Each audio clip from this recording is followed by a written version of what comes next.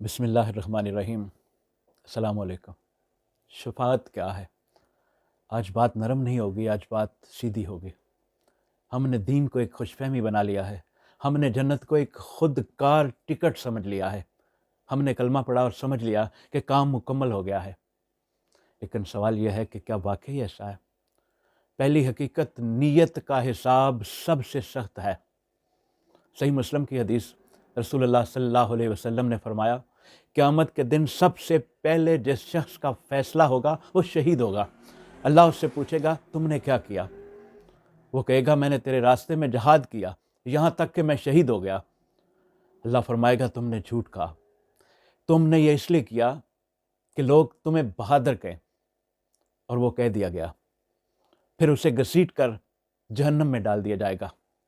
ذرا سوچئے، جس کو ہم سب سے اعلیٰ مقام سمجھتے ہیں، اگر اس کی نیت میں دکھلاوا ہو تو وہ بھی گیا۔ پھر ہم کس بنیاد پر مطمئن بیٹھے ہیں؟ کون ضمانت دے سکتا ہے کہ ہماری نماز، ہمارے روزے، ہماری تقریر، ہماری خدمت خالص اللہ ہی کے لیے ہے؟ کہیں اس میں شہرت کا حصول مقصد تو نہیں؟ کہیں اس میں کوئی دنیاوی مفاد تو نہیں؟ فمن یعمل مثقال ذرۃ خیرا یرہ ومن یعمل مثقال ذرۃ شرا یرہ۔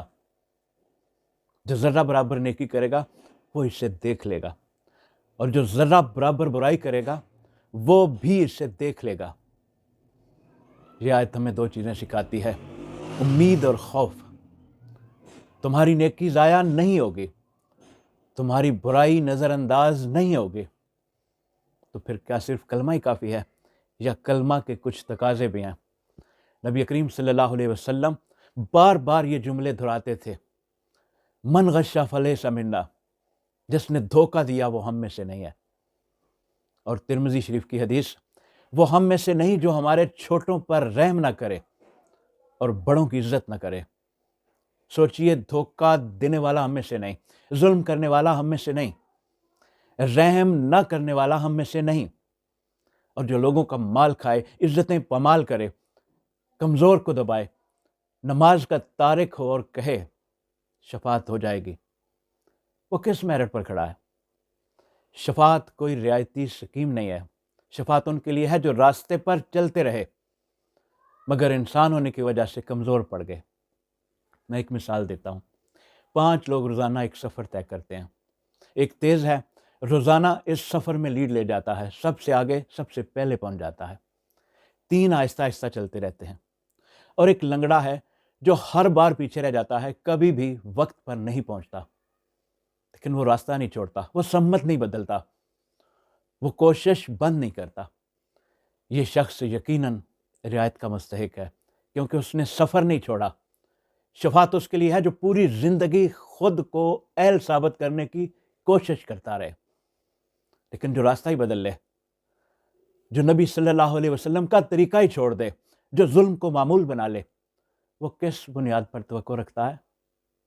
خطرہ گناہ سے نہیں، خطرہ گناہ پر اطمینان سے ہے، اور اصل خطرہ یہ یقین ہے کہ ہم تو ہیں ہی جنتی، اور یہ خوش فہمی امت کے کردار کو کھا گئی ہے۔ سورہ الاعراف آیت نمبر 99۔ کیا وہ اللہ کی پکڑ سے بے خوف ہو گئے ہیں؟ اللہ کی پکڑ سے بے خوف تو صرف خسارے والے ہوتے ہیں۔ دوستو، آئیے اپنی سمت درست کریں، اپنی نیت درست کریں، اپنے معاملات درست کریں، لوگوں کا حق ادا کرو، ظلم چھوڑو، دھوکہ چھوڑو، اور نماز کو اپنا لو۔ دل میں خوف بھی رکھو اور امید بھی۔ پہلے خود کو اہل بناؤ۔ جنت کوئی وراثت نہیں ہے، جنت ایک جدوجہد ہے، ایک مسلسل کوشش ہے، ایک عاجزی ہے، اور ہر لمحہ یہ اقرار کہ اے اللہ میں کامل نہیں، مگر میں تیرا در نہیں چھوڑوں گا۔